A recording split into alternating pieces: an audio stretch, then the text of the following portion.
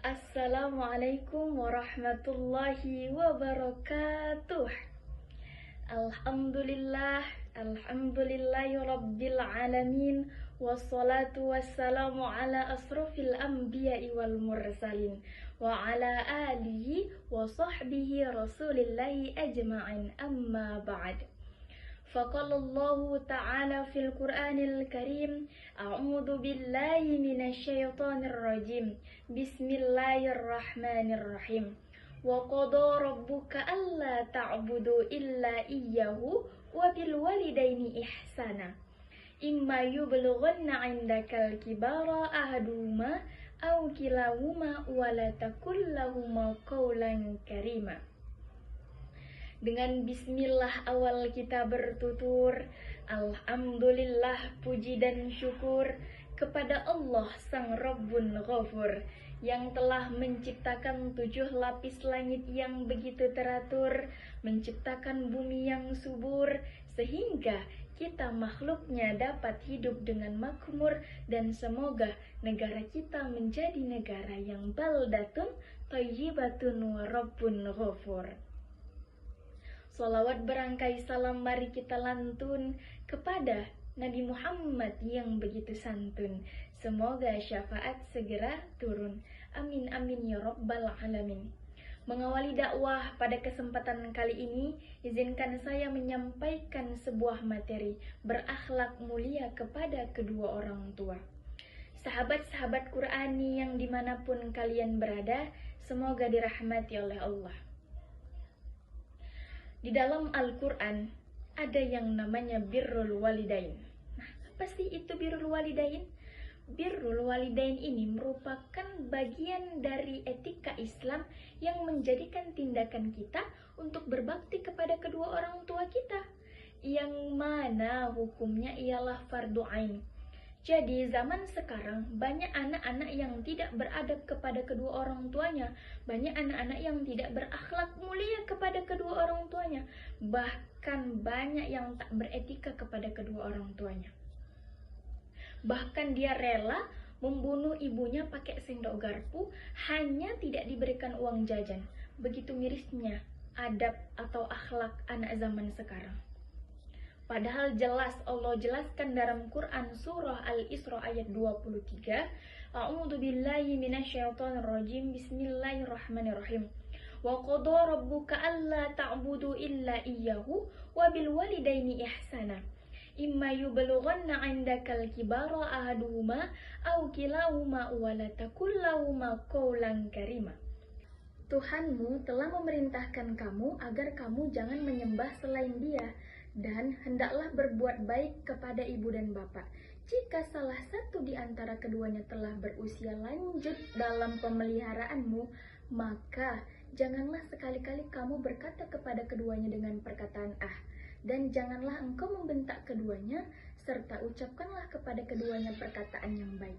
Nah, maksud dari kata perkataan yang ah itu tuh udah paling kasar, tapi anak-anak zaman sekarang itu beda. Setiap mereka disuruh melakukan sesuatu, pasti mereka jawabnya, ah nantilah mak, ah nantilah itu. Padahal mereka jawab itu dengan kata lembut, ah nanti ya mak. Tetapi dari perkataan yang ah tadi itu, Masya Allah, astagfirullahalazim, itu adalah perkataan yang kasar yang telah Allah firmankan dalam Quran surah Al-Isra ayat 23. Ada lagi juga hadis mengatakan, al-jannatu tahta aqdamil ummahat, surga itu di bawah telapak kaki ibu. Maka kalau cerita tentang seorang ibu, ada sahabat Nabi yang namanya Uwais Al-Qarni. Beliau ini merupakan sahabat Nabi yang Nabi itu jarang bertemu sama yang namanya Uwais Al-Qarni. Tetapi kenapa Nabi Muhammad SAW selalu mengutus Abu Bakar untuk minta didoakan kepada yang namanya Uwais Al-Qarni? Apa sih keistimewaan Uwais Al-Qarni, sahabat-sahabat Qur'ani? Ternyata Uwais Al-Qarni ini merupakan orang yang berbakti kepada kedua orang tuanya. Dia rela menggendong ibunya dari kota Yaman ke kota Makkah untuk melaksanakan ibadah haji. Bayangkan betapa jauhnya dia menggendong dari kota Yaman ke kota Mekah. Pantaslah Nabi selalu minta mengutus Abu Bakar ini untuk minta didoakan kepada yang namanya Uwais Al-Qarni. Ternyata dia sangat berbakti kepada ibunya. Anak-anak zaman sekarang banyak mengeluh ketika orang tuanya sakit saja. Mereka mengeluh, capek sekali lah inilah. Tapi bayangkan Uwais Al-Qarni, dia rela menggendong ibu dari kota Yaman ke kota Makkah. Kita, ketika ibu kita sakit, menggendong ibu kita untuk kamar mandi aja kita menyuruh orang, kita membayar orang, bukan kita yang merawat tetapi orang lain. Astagfirullahaladzim. Ada lagi hadis mengatakan, kalau kamu mau masuk surga lewat pintu tengah, maka cukup jagalah kedua orang tuamu. Tapi jika enggan kamu memasukinya, maka cukup sia-siakan ajalah kedua orang tuamu. Hadis Sahih Tirmizi. Nah, kalau kita mau masuk surga lewat pintu tengah, maka jagalah kedua orang tua kita, rawatlah kedua orang tua kita. Tapi kalau kita tidak mau masuk surga lewat pintu tengah, maka cukup sia-siakan ajalah kedua orang tua kita. Sahabat-sahabat Qur'ani, dimanapun kalian berada yang dirahmati oleh Allah, ketika kita sudah berbuat baik kepada kedua orang tua kita, berakhlak mulia kepada kedua orang tua kita, berbakti kepada kedua orang tua kita, apalah yang bisa kita dapatkan untuk diri kita? Ternyata sahabat-sahabat Qur'ani, ada 5 yang bisa kita dapat, ada 5 yang bisa kita untungkan untuk diri kita, feedbacknya untuk diri kita. Apa saja itu? Yang pertama, dicintai oleh Allah. Nah, yang pertama, ketika kita berbakti kepada kedua orang tua kita itu dicintai sama Allah. Otomatis kalau kita sudah dicintai sama Allah, dimanapun kita berada, dimanapun kita melangkah, Allah pasti selalu jaga kita dan Allah pasti melindungi kita. Dan Allah pasti senantiasa selalu kita tuh dalam lindungannya. Nah, yang kedua, ketika kita berbakti kepada kedua orang tua, feedbacknya untuk kita. Nah, yang kedua, amal yang paling utama. Yang kedua, ketika kita berbakti kepada kedua orang tua, ketika kita berakhlak mulia kepada kedua orang tua, kita mendapatkan amal yang paling utama, yang mau nanti kita bawakan ke akhirat nanti. Kalau sudah tidak ada kedua orang tua, mau di mana kita mencari amal yang paling utama tadi ini? Di mana sahabat-sahabat Qur'ani kita mencarinya? Nah, yang ketiga, dimudahkan rezekinya.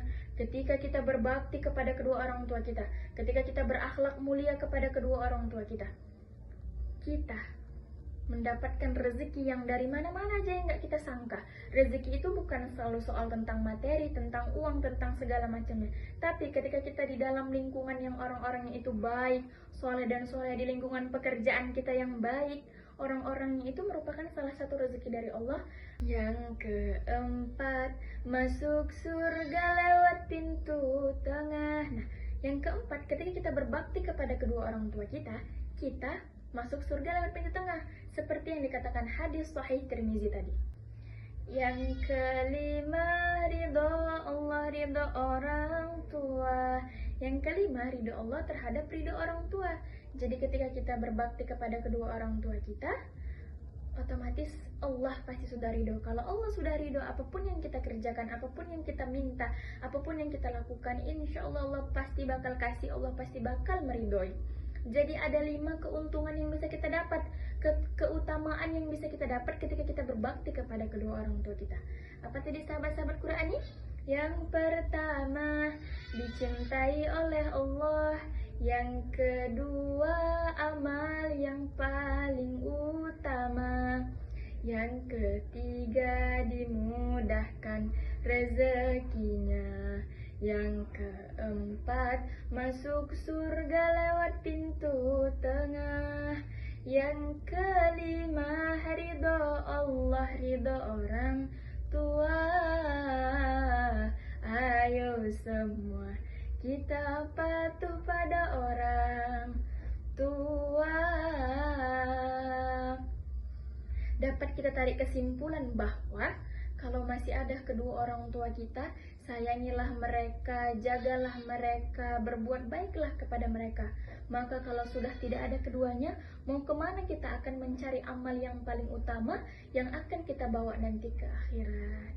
Maka Allahumma ighfir lana dzunubana wa dzunubah walidaina warhamhuma kama rabbayana shighara.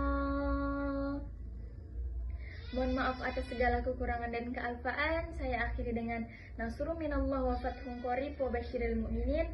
Wassalamualaikum warahmatullahi wabarakatuh.